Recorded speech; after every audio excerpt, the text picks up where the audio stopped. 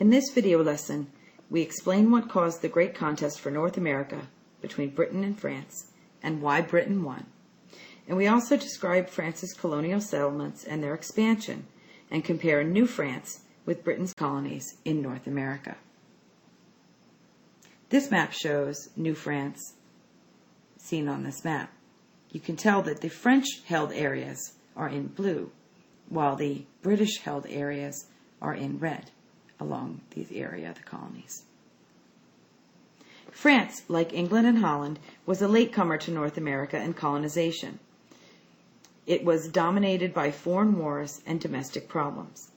Religious strife between Catholics and Protestants was one of the problems, as exemplified by the St. Bartholomew's Day massacre in 1572, where over 10,000 French Protestants were murdered by Catholic mobs. In 1698, the French crown issued the Edict of Nantes, a decree which ceased religious warfare by granting limiting toleration to French Protestant Huguenots. By the early 17th century, France was the most powerful nation in mainland Europe, led by King Louis and his able ministers. Among the early French explorers were Jacques Cartier, discoverer of the St. Louis River, and Samuel de Champlain, who founded Quebec. Champlain, seen here, the father of New France, also established close relations with Huron Indian tribes in the Great Lakes region, a relationship which included warring against Iroquois tribes in the upper New York area.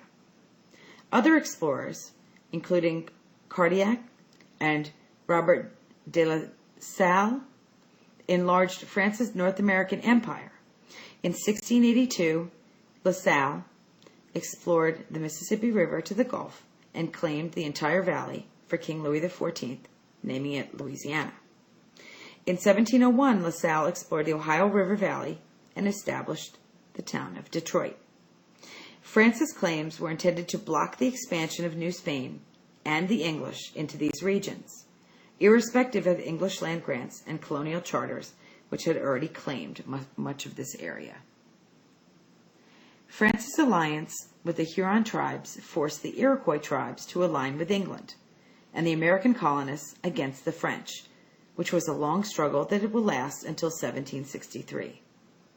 New France, present-day Canada, eventually fell under the direct control of the French crown after several failed commercial ventures, leaving an autocratic government which allowed no representative assemblies. Although France favored its rich West Indian islands over Canada, they highly valued the latter as a source of beaver pelts used to make fashionable hats for Europeans. French fur trappers, voyeurs, or coureurs de bois, and Indians traveled deep into North America, trapping and skinning beaver on a large scale. The ecological and cultural consequence of this slaughter was a near extermination of the beaver population and a decimation of Indian populations who were exposed to white men's whiskey and their diseases. From the late 17th century through the first 60 years of the 18th century, sporadic wars occurred, pitting England against France, or Spain, or both. These conflicts almost always involved Britain's North American colonies, particularly along frontier regions separating New France and New Spain from England's colonies, France's North American empire. King William's War from 1689 to 1697 and Queen Anne's War from 1702 to 1713 both pitted British colonists against French fur trappers and their Indian allies. Neither England nor France considered their American colonies valuable enough at the time to defend with regular troops. These early conflicts were guerrilla wars waged using hit-and-run attacks and ambushes, as exemplified by the attacks against Deerfield, Massachusetts, and Schenectady, New York. Spain, often allied with France, attacked English settlements along the Carolina frontier. American colonists in turn attacked the French at Quebec and Montreal, all with little success except for the capture of Port Royal in Acadia. In 1713, the Treaty of Utrecht ended Queen Anne's War. The French awarded Britain land concessions that redrew the map of North America. England was awarded French-populated Acadia, which they renamed Nova Scotia, parts of northern Canada, including Newfoundland and Hudson Bay, and limited trading rights in Spanish America as the cost of Spain's alliance with France against England. France's North American empire in British territory can be seen on the map on the previous page. Spanish revenue and officials objected to the smuggling of English goods into their territories, setting the stage for a third and more serious conflict with England beginning in 1739. In 1739, Spanish officials attacked English soldiers escorting traders into Spanish territory. During the confrontation, Spanish authorities sliced off the ear of Captain Jenkins with a sword. This began the War of Jenkins' Ear, which was fought between Britain and Spain in Georgia and the Caribbean, where soldier philanthropist George Oglethorpe and his militia fought the Spanish to a standstill.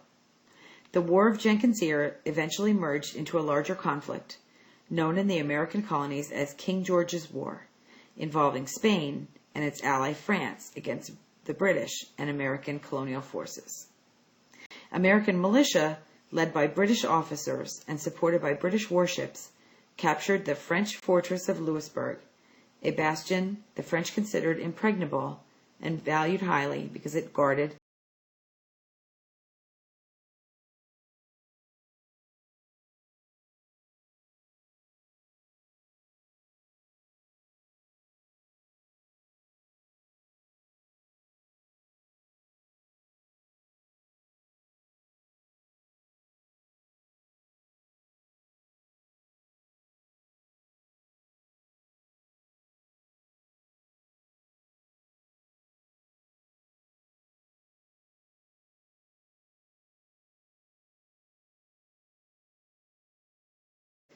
the approaches to the St. Lawrence River.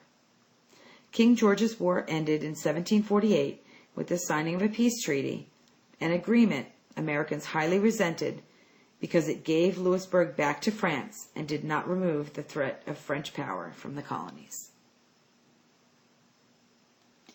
On the map, you can see the British-held territory is here along the coastline, representative of the 13 colonies, in Nova Scotia, and then in this area of present-day Canada.